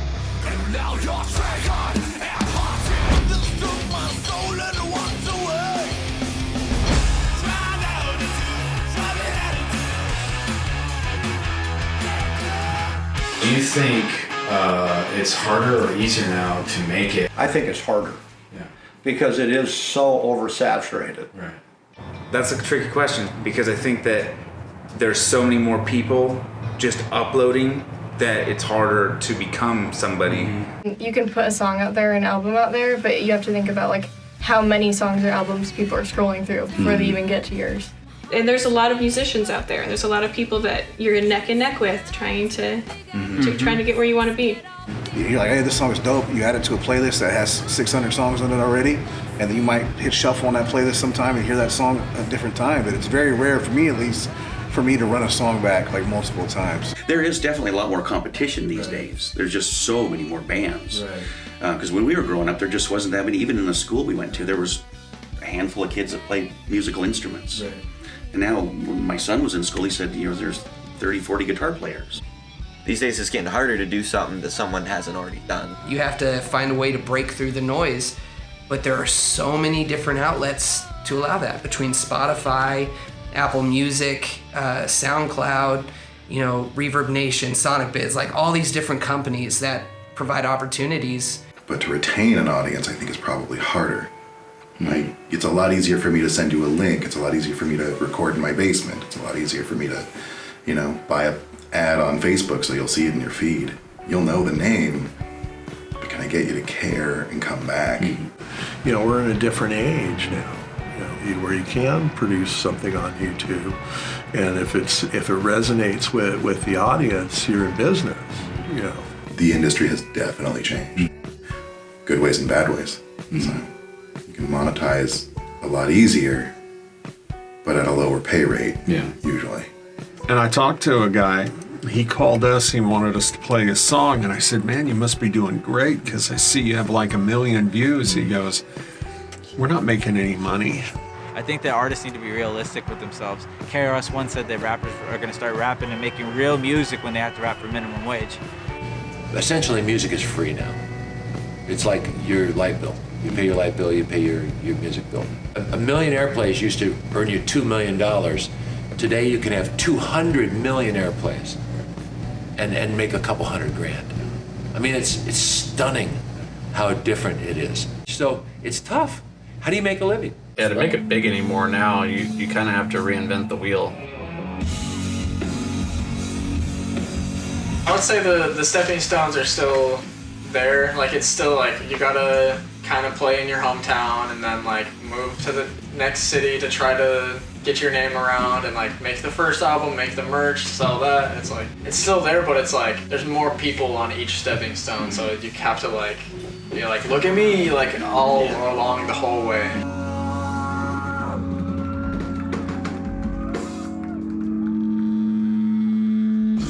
You have the initial, your first big, you're going to play a local show here. That's like probably that first big step. Right. And then you move out to like Spokane or Seattle. Maybe then you do a tour where I think it would be a big deal to hit up Canada, like schedule a show there. But once you do that, and then say you get well known on the internet, that's kind of it. Like you just get bigger tours. Yeah.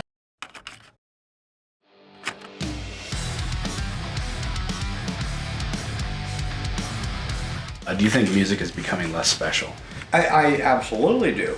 Now, in my day, which is back when dinosaurs roamed the earth, you put the album on. You didn't jump tracks. You heard your record if you did. So you listened all the way to whenever the song you really wanted to hear was going to play. Right. Well, come to find out, you actually did like some of that filler material and listened to it almost predominantly once you got more familiar with that project. Like, I have to flip aside, so it's forcing me to listen rather than like, oh, I like this one next, I like this one next, and 30 seconds next. And any mobile device you've got now gives you the access to, if you don't like the first 15, 20 seconds of a song, you can move right on to the next one. It's a lot easier to rob yourself from those experiences, so it's an impatient time that we're in right now.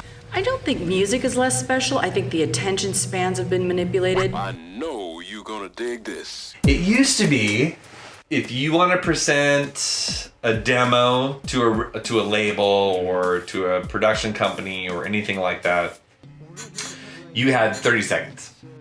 So if you didn't get to the hook in 30 seconds, no one was gonna listen to you, no matter how good your music was. Old Town Road, that song made it off a 6-second intro. And that's now where we are. We're on a 6-second intro. You have to make it within 6 seconds instead of 30 seconds in order for people to pay attention to it. And if you don't grab them, you know, then you got nothing. How is that possible? I don't know. Because I mean, songs are storytelling, so it's like, how can you even get that far enough into the story to even get to whatever that is that they're looking at? A lot of bands nowadays just release single after single after single, and then it gets to where they just released all of their songs, and then nothing is surprising once the album comes out. The young people don't seem to have a preference. They just want a mood. Yeah. Right. And they want 100 songs within that mood. On their playlist. To define yourself would be very interesting with a younger crowd. Right. They don't care how you look. Yeah. They don't care how energetic you're on your concert. They want to know, do you fit within my mood of the 100 songs I'm going to play today on my tiny little speaker?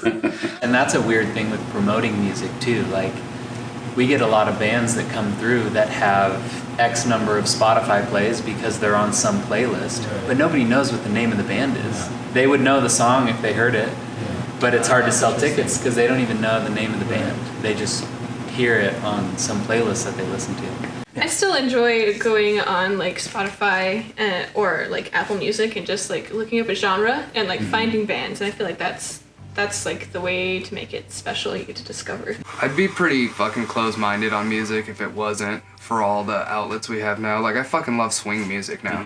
I'm a bass player, and that's what I'm interested in. It was because of Spotify moving from this band to this band where I'm like, holy shit, these bands are awesome, and I never thought in a million years I'd like them. I was when I was younger, like metal, Black Sabbath, like that's all I fucking like. And so now it's nice. I mean, I'm finding so much more music that I love. Say like someone's in a hard time and they find that one song that just helps them get through it. That song still has the impact.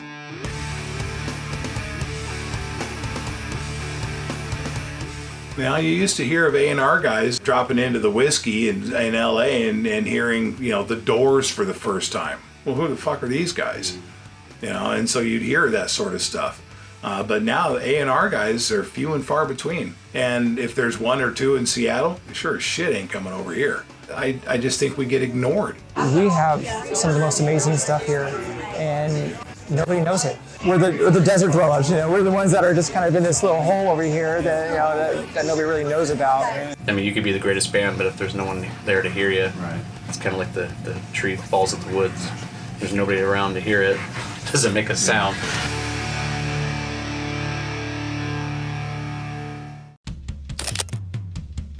Everybody gets inspired from somebody above them before they start into something. If you're an artist, you're going to do one of two things. You're going to hit that wall and you're going to veer off and you're going to find the correct path to take to keep moving forward in some direction. Or you're going to be that guy that's like, I'm 53 playing music and I haven't been able to do anything for the last year. There's a lot of people tossing in that towel. It's like, I think I've lived my life, I'm good. And we're starting to see that generation fade out. But the problem is that they were the ones that were help inspiring the new ones. You don't have to make money off of it. We just need to teach each other so that way it continues. Because when those 53-year-old guys I spoke about retire, they ain't gonna be teaching my generation. And if they're not teaching my generation, I can't teach the next generation. And so it's kind of a passing on of the torch.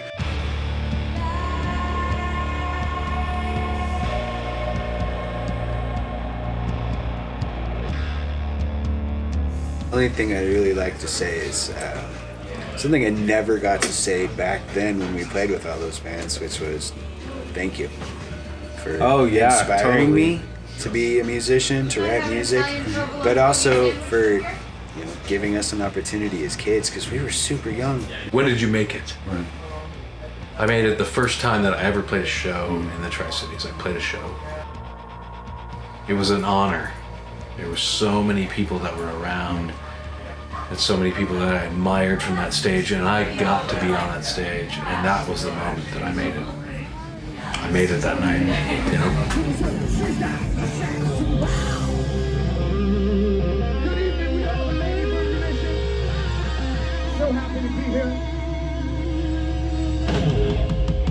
So no one has really picked up the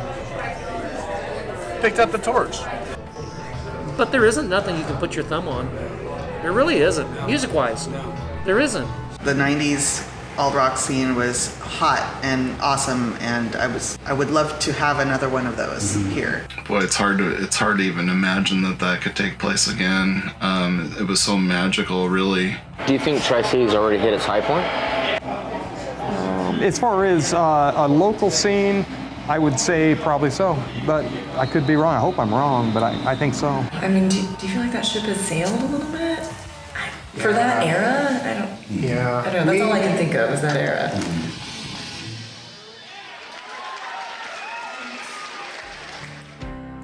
2000s were still, the jury's out. I mean, we're in the 2000s. And we lost what I call community leaders. In the 80s and 90s, I mean, there were some real giants in this community who looked forward to building the community. We're still looking for some of those leaders, but we need some visionaries. We need some people who say, okay, going into the 2020s and 2050s, what is this community going to be? Myself to the top of a hill. You can't sit and go, well, things should be the way that we want it to be, because there's reasons that it's shifted, and there's reasons that people are that way. I don't know, the intensity, I guess. I don't see that intensity or love the way that I used to see it. At least right now, it's not something that's as big as it once was overall. But who knows what could happen in the next 10, 20 years.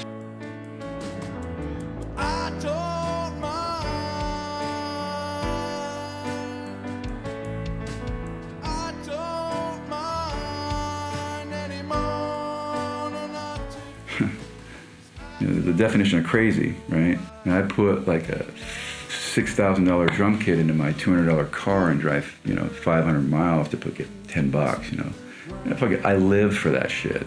I don't know why I play these games, 'cause stupid girls are all the same. In my eyes, for making it would be to release a record with Relapse, which we actually did, so I didn't ever think in 1,000 years that we would end up on a label like that, but it happened. Agreed. Yeah. I was like, what the fuck? When it happened, I'm like, really? Well, fucking A. It wasn't like how you dream when you're a kid, like you're going to go to your job and be like, fuck you, I'm out of here. Fuck no, you're going to be like, I need this job. I need this job now, totally. Hear these kids go, yeah, I quit my job, I'm just going to do music full time. I'd be like, that's a bad idea. Like, a lot of us could tell you don't do that. Yeah. You watch a movie or you hear an album, you see that finished project with all the polish and shine on it. You don't see the hundreds of hours of dirty work that happened. A lot of people would be surprised how many bands that they deem to be successful have day jobs. I guess success just depends on how you define it. Back in my hometown, people still invite you for dinner. In order to make it big in music, you had to get out of here. You could, learn your craft. This is where you can come home and have dinner with mom and dad.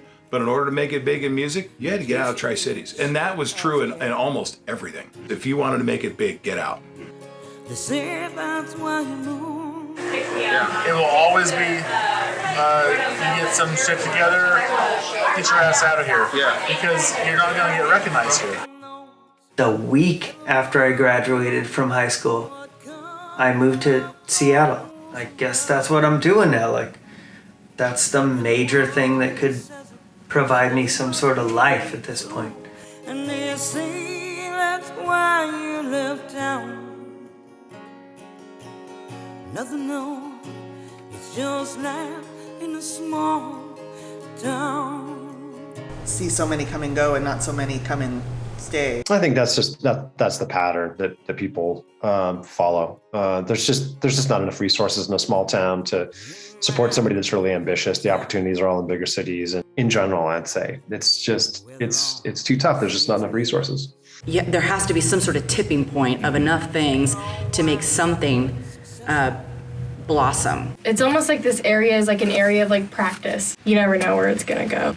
That sort of goes with someone making it. I think if someone makes it big enough, it could be, and they rep whatever Tri-City style. I think it's possible for Tri-Cities to be like Seattle. No.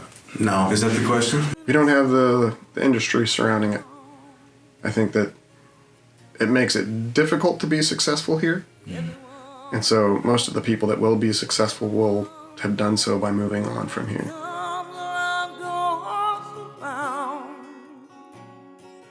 It'd be really cool if Tri-Cities did become like the other, the next Seattle as far as that goes, but I really doubt it, just with how the area kind of is. I mean, I can't picture it in my head like a big explosion of Tri-Cities sound and of people wanting to dress like people from the Tri-Cities. You look like you're from Kennewick. Be a Haggard style. It's a good question. Will Tri-Cities ever, be more musically on the map? I don't know. 7 days a week, they've got me working.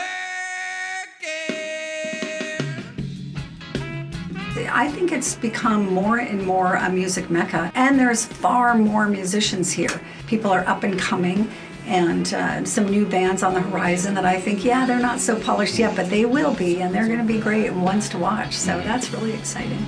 We're taking control of our lives. We're in this for the long ride. I think it only would take really like a matter of like one band to really, get big with the Tri-Cities growing, that all of a sudden it's popular again, and one band can inspire multiple bands. It's going to take a couple, 3 very unique acts to hit good and hard, and the music scene will change again. Tri-Cities has always been on that cusp. Taking them back tonight.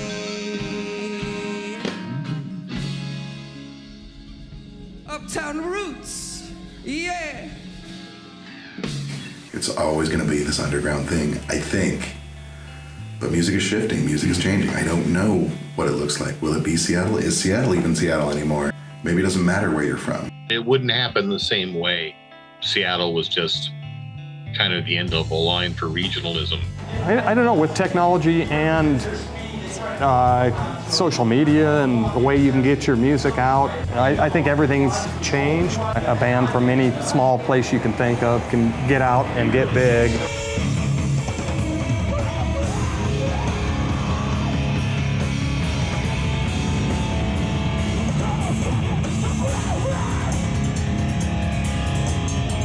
And I feel like music is not as regional anymore too, because like you have these pockets where you have concentrated sounds, and now it's not, everything is so available to you and homogenized and thrown together that it's like there's not those distinctions, So I don't know if that will really happen very much anywhere, you know what I mean? We are actually a prime location between Seattle, Utah, Idaho, Spokane, Portland. I mean, we're right in the middle of all of them. We have the ability to be bigger and better.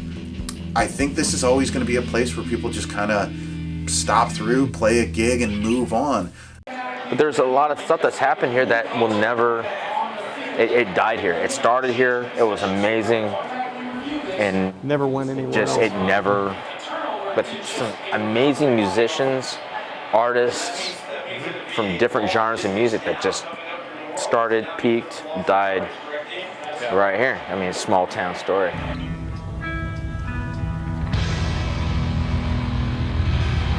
Having live music available to you, it's so important, and it really gives you a chance to get out and get away from different things and different ages and different backgrounds. They can all come together with a shared love of live music, and I think that's really what's the best about having that sort of, community. Music absolutely puts a signature on a town.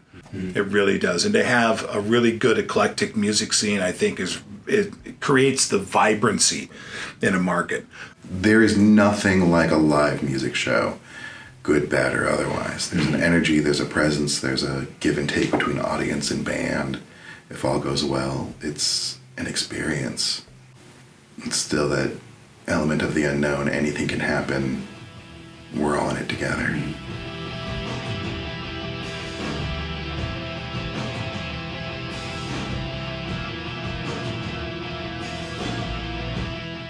I made a career out of music. I'm a gigantic music fan. So for me, it's just, it's easy. Like I find that form of entertainment really captivating.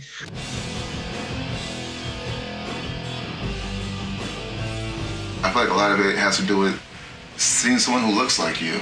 They're doing it, why can't I do it? Like even if I don't know the band or whatever, I'll still go out and like pay to see it just to make sure like the venue is still like doing good. There's something about seeing people make the music in front of you that is just a different experience than listening to sounds coming out of my computer.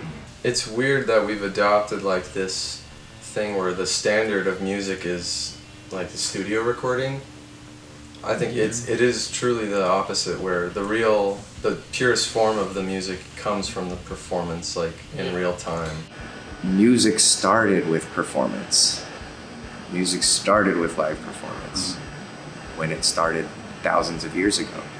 You know, they didn't have it recorded over there, and it's a part of human experience that brings everybody together.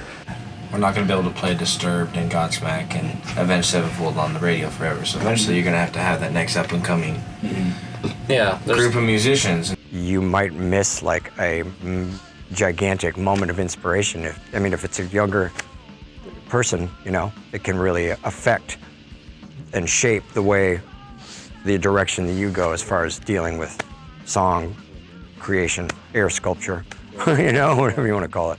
That's what happened to me. I ended up getting in the back of my friend's uncle's car, and he drives us down to the hoedown.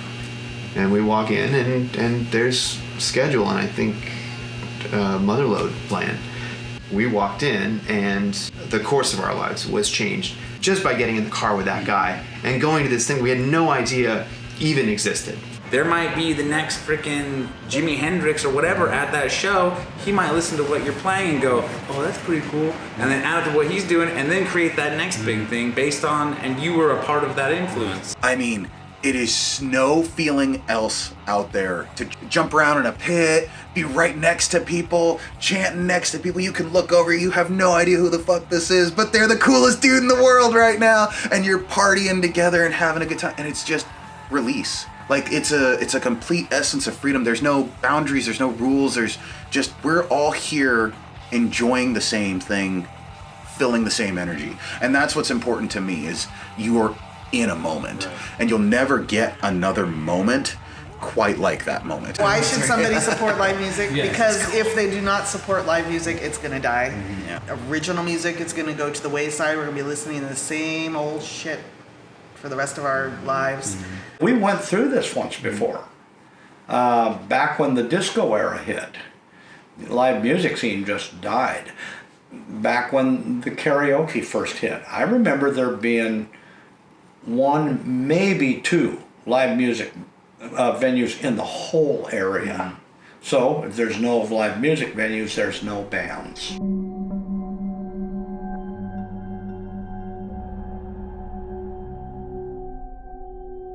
It is amazing how music, you can take a snapshot of time when you hear a song, and it's right there. I've got memories caught up in music. They can be triggers for moments. It just, all the senses kind of come alive because I can go back to a particular point in my life and just remember all these things, people, what I was doing and all that. Music's one of those things that just triggers that memory.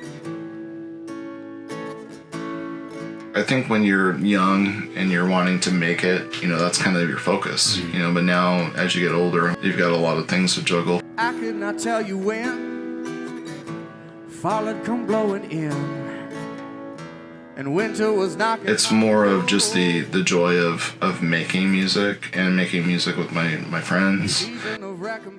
I'm not looking to make it big or go on tour or make millions of dollars anymore. That's kind of a dream of the past. I'm just in it for just having a good time with good friends. Now that I got you all listening,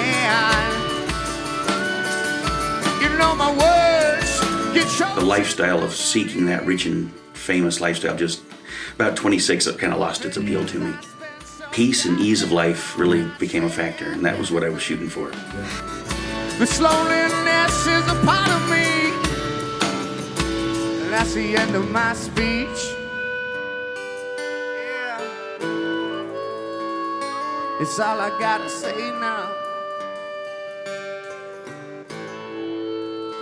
That's the end of my speech. It's a weird balance, you know, and that's why the music industry is the way it is. Like it ruins people, it ruins artists, it ruins careers, and it or it makes them.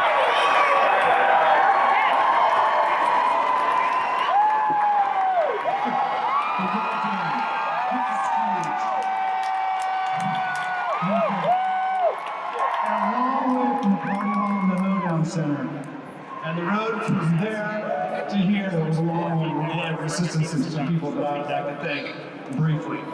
Kate, my love, you're my heart. Noah Gorman and me. Jason Cobb, my original partner in Musical Crime, my mission man, and this is for you. I think it was literally like when it stopped being fun is when I realized there was pressure. And that was pretty much like, oh, I don't want to do this anymore. Because it was just a shit ton of fun, just being kids. But then after you record something, it starts to get real serious, because then now you've got this tangible piece of material that has everything that you've done on it, and it's out there with other people's hands. And it kind of, it got serious, and it stopped being fun really fast. I stepped away from music in the late 90s, burned out from all the touring. I was touring for 12 years. So by age 27, I was kind of burned out. You know, I did not want to be in a band, didn't want to tour. I got into the business side of music because I loved music. And then once you get into the business side of music, you start to look at music differently. I just kind of I kind of left music for a while. I don't know, as you get older, you start to, I think you have the opportunity at least to look behind the veil and see that a lot of what drives our expectation is a lot of what we're sold, right? So we have these expectations of what we're supposed to be, or how we're supposed to, what making it means. And I think in reality, it's come full circle back to when you first started and you just wanted to play. Yeah, because all it is about the music now. Yeah. I just want to write music and that I enjoy. And if I enjoy it, I think maybe other people might enjoy it. Sometimes you need to humble yourself to realize why it is you're doing this, and why it is you're going to continue to do this. I still do it just for the fun, because you love playing music. music. Well, yeah, because I don't work on old cars, people, that was my dad's thing, is he had buddies that he sat and worked on old cars with. For me, the only thing I know how to do in a social situation is to play music. You're just doing it because you're jamming with your buddies. Yeah, I played a show last Thursday, and I think there were 6 people there, and so what? The pressure of having to write music, write a good song, write a hit song, write a song that a lot of people like because it was your livelihood. As we got older, we were able to do it kind of back like we used to. When I sit down to do music, it's just this is my passion, and I just feel like it's my joy to do it and a pleasure to do it. It's never I've got this. It's always just okay, stop, don't panic, get out of your head, The inner game issue is a never-ending sort of battle, yeah. So, that's me, though. I can't speak for everybody. And a bigger goal is helping nurture the music scene here in Tri-Cities and to get it back on the map. I just want to keep music alive. I watched so many bands quit and move away or just break up and not play anymore. I just want people to know that there's still music in this town. There's still those of us who want music to still be in this town.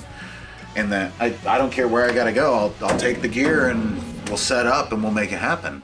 But somebody has to care again. And that's what my goal is I want to be that guy that everybody can look to he gave a shit. That's my hope.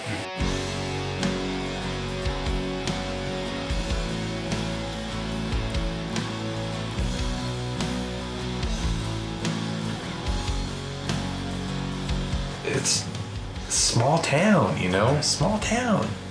There's not a lot to do in small towns. So that If you get an opportunity to create something for kids to do in a small town, do that.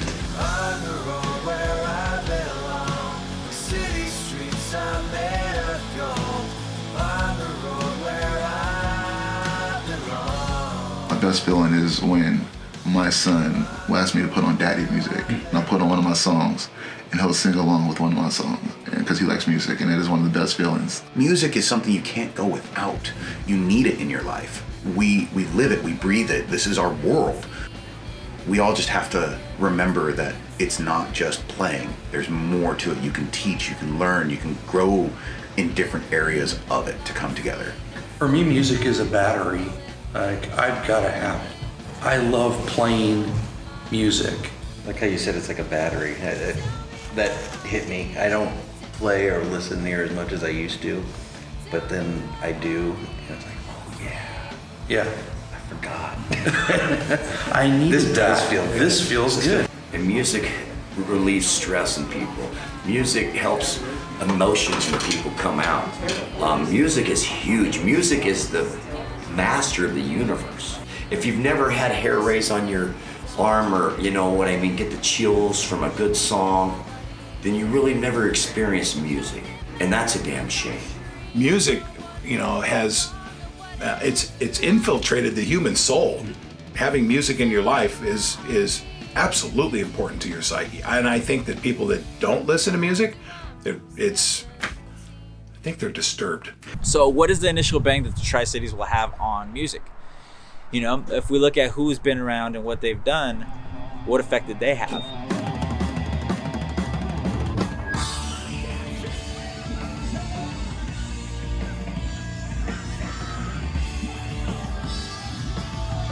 If you look at what was accomplished by kids and even the financials, like how that came in, they brought in money to record, they brought in bands from out of town. It brought in a lot of commerce and trade, and yet the town doesn't really know that. There isn't like hey, we had this music scene that was active, and like thousands of people used to come, or hundreds of people used to come to certain shows, and thousands to others. It's a huge thing. Eric and being in Tree People, Nate, who's been in Sunnyday and Foo Fighters, Issac, AWOLNATION, they play in front of 17, 20,000 people.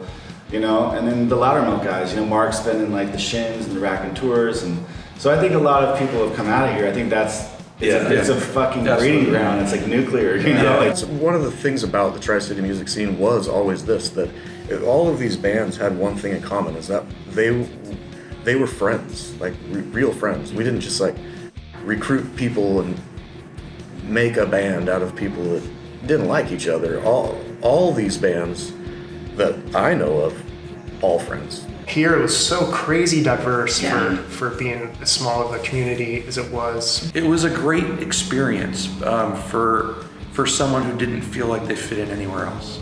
I hope that there are other scenes like ours was in the early 90s. I hope that there are other places where kids can get together and play music and be themselves and not have to worry about getting in trouble, really. I'm hoping that this documentary expresses to people that maybe this is your story. Maybe this could be, someone else's story that they can relate to. It's pretty interesting that all of this stuff happened in my life, and I'm grateful for that. But I can't take credit for being the only one who did this. As an influence, it's awesome, but we didn't set out to do that. If I would have been retired now if I wouldn't have got into a band. I would have already been retired. I had a lot of fun, and I met a lot of cool people.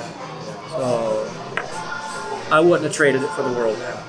Why are we doing this, right? Why are we doing this? The reason we're doing this is because there was a time and a place, and it was awesome. Is there going to be another time and a place? God, I hope so. I fucking hope so. I hope that there is this thing that comes up, and I hope that it turns this town on its ear. There are kids out there that are amazing musicians that need a thing to do, hope they fuck this town up.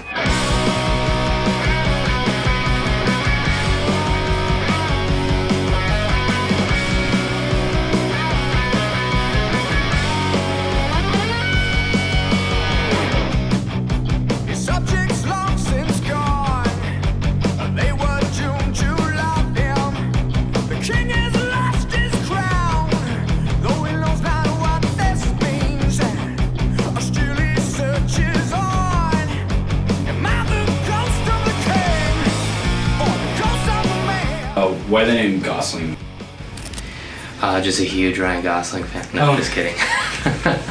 That's we named it Gosling before Ryan Gosling was a thing, right? And he sort of like destroyed our Google search ability. Yeah. I don't know about you. Yeah. I forgot the question, to be 100% honest with you. It's just like his work. The amount of work that it would take to get abs like that, really just musically and lyrically inspired. There's some amazing talent that I think comes out of extremes. Not the band Extreme, but... Let's talk about Okay, let's talk about Extreme. More than words. Yeah, here is sort of follows right pre-fame Gosling through like his early work and right into where he's crazy stupid love. It's kind of like just his saga of fame and identity and you guys watch his movies every night. It's this really intense song where Joe is really intense and he's doing his thing and blood just starts coming out of his nostrils. Yeah, it's like, this is amazing. Do you still have that teenage angst?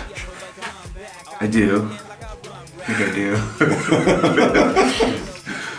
I don't know what a band making it would be nowadays. If it was just like, you know, they took like the perfect selfie or something and that became like, they're known for the rest of time. I love the term. He's dating an Instagram model. Like, what's an Instagram? Am I an Instagram? There's a picture of me on Instagram. Am I now an Instagram model? Like, I don't know what that means. Quite a few times I found myself in a mosh pit. The only time I wasn't is I had on some good shoes. If I had on some good shoes, and I was not. But if I had on some okay, I was like, they're already dirty, let's go. Oh yeah, the wacky waving inflatable arm flailing tube man. Yes. Who's named Mike, is it lightens people's spirits a little bit, you know, rather than trying to be all spiked up and looking brutal, you know. If they see that we're there to have fun, they might have fun too. Yeah. Of course, it always depends on the band too. When you go to a live, listen to their CD or album, whatever, and they're awesome, you go watch them live and it's like, okay, music's okay, but these guys are just standing there boring as hell. We're trying to get people to go to shows. What? They were practicing, and this guy just came, walked through the door. He was drunk because it could just come from this stall on 13. Yeah. And he ripped a mirror off the wall and started chalking up cocaine or something. I don't know. You don't remember that? Sounds very possible though. But no, just being able to do this for a living without having to, you know, worry about money. I can pay my mortgage and all that stuff, and play music. That would be my idea. If you're in a band, you're not supposed to have a mortgage. You're supposed to have like a shitty studio apartment. Yeah, you're not even supposed to have a fucking job. Yeah. And where did you guys come up with the name Small? Was that from Steve Martin? I always wanted to ask. No, it was not from Steve Martin. It was, I always thought it was from Steve Martin. I'm going to say the exact same thing. I'm going to say the exact same thing I said on that porch, on mushrooms, that night when we were just talking about this. When they asked us that, and we had no answer. And I said, it's just such an anti-ego word, isn't it? And I was like wasted on mushrooms, but that's what it was. It was like insignificant. Small, insignificant.